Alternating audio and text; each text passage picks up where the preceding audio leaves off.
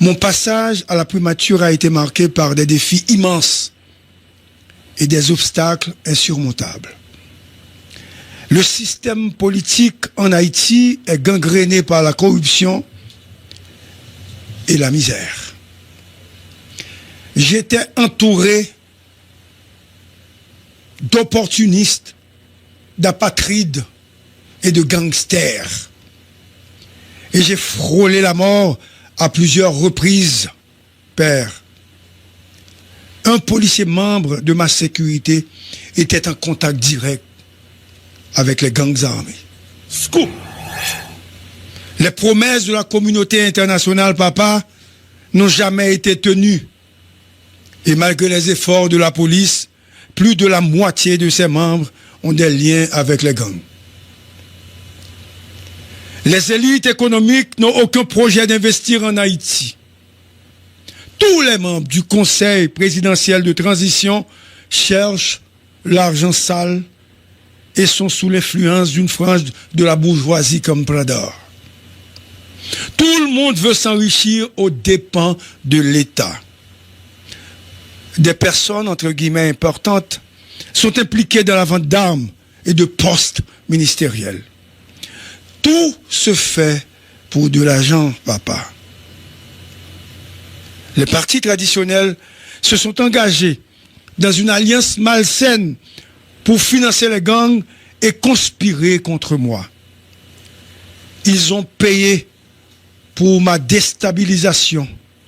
Et les sanctionnés se sont ligués contre moi pour infiltrer et placer leurs poulains dans le système administratif, papa. J'ai résisté pour ne pas livrer les caisses de l'État à des partis politiques. Ils voulaient contrôler toutes les structures qui génèrent de l'argent, à savoir la douane, l'OAVCT, la AN, l'ONA. Ils ont même vendu la DGI. Ils ont réclamé les ministères régaliens pour financer leurs partis politiques et refaire une santé économique personnelle. Ils ont volé l'argent de l'assainissement. Rien n'a été fait par le ministère de l'Environnement et des Travaux publics. Ils voulaient tous avoir un passeport diplomatique pour leur petit ami. L'un d'entre eux, membre du CPT, a même demandé 5 postes diplomatiques pour femmes et concubines, papa. Je voulais vraiment trouver des moyens pour aider la police et l'armée.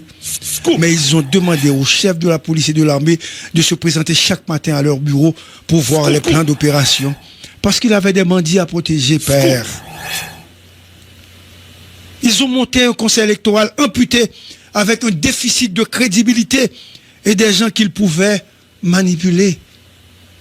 Tout le monde voulait avoir un poste dans l'État.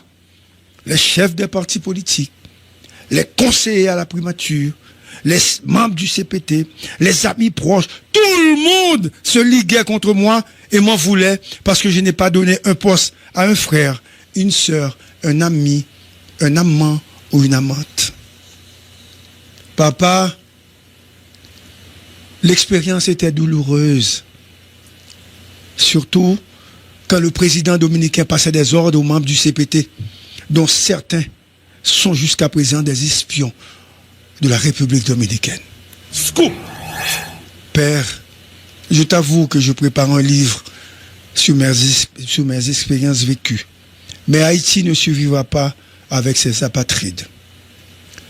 Merci de penser à moi. Mais Dieu merci que je sois encore en vie. Papa, le carreau est tout prêt et Haïti ne s'en sortira pas sans une aide massive de la communauté internationale et une nouvelle classe politique. Les politiciens actuels doivent être écartés pour créer une nouvelle nation avec une nouvelle génération de leaders. Ceux qui sont au pouvoir font partie de la génération des pourris, papa. Que Dieu nous vienne en aide avec tout mon amour et ma gratitude. Gary.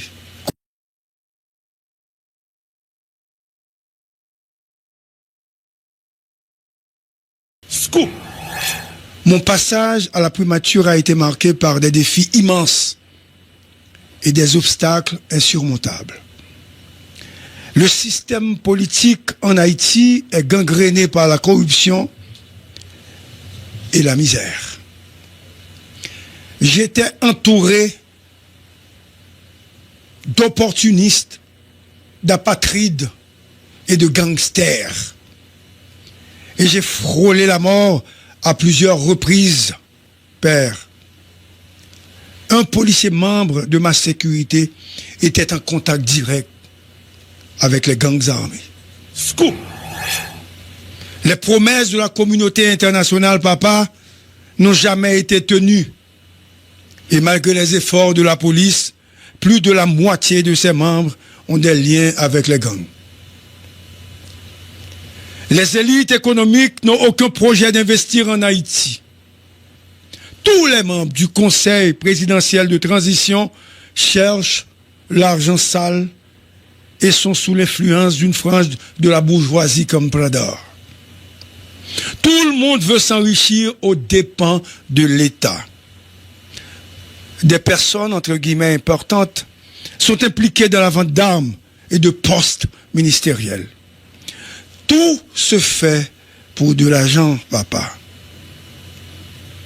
Les partis traditionnels se sont engagés dans une alliance malsaine pour financer les gangs et conspirer contre moi.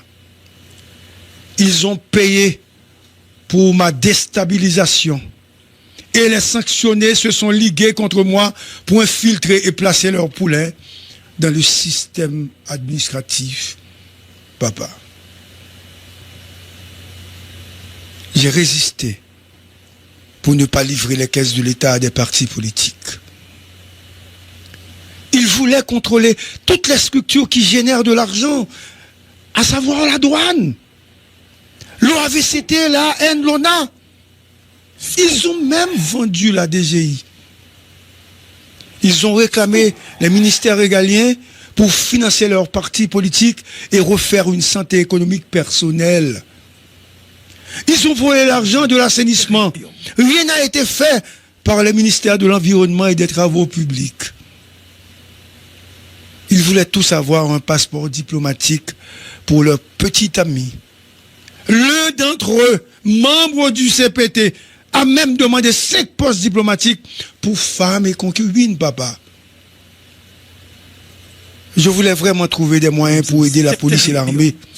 Mais ils ont demandé aux chefs de la police et de l'armée de se présenter chaque matin à leur bureau pour voir les plans d'opération.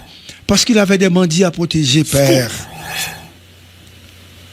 Ils ont monté un conseil électoral amputé avec un déficit de crédibilité et des gens qu'ils pouvaient manipuler. Tout le monde voulait avoir un poste dans l'État. Les chefs des partis politiques, les conseillers à la primature, les membres du CPT, les amis proches, tout le monde se liguait contre moi et m'en voulait parce que je n'ai pas donné un poste à un frère, une sœur, un ami, un amant ou une amante. Papa, l'expérience était douloureuse. Surtout quand le président dominicain passait des ordres aux membres du CPT, dont certains sont jusqu'à présent des espions de la République dominicaine. Scoop! Père, je t'avoue que je prépare un livre sur mes expériences vécues. Mais Haïti ne survivra pas avec ses apatrides. Merci de penser à moi.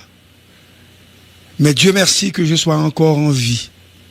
Papa, le carreau est tout prêt et Haïti ne s'en sortira pas sans une aide massive de la communauté internationale et une nouvelle classe politique. Les politiciens actuels doivent être écartés pour créer une nouvelle nation avec une nouvelle génération de leaders. Ceux qui sont au pouvoir font partie de la génération des pourris, papa. Que Dieu nous vienne en aide avec tout mon amour et ma gratitude. Gary.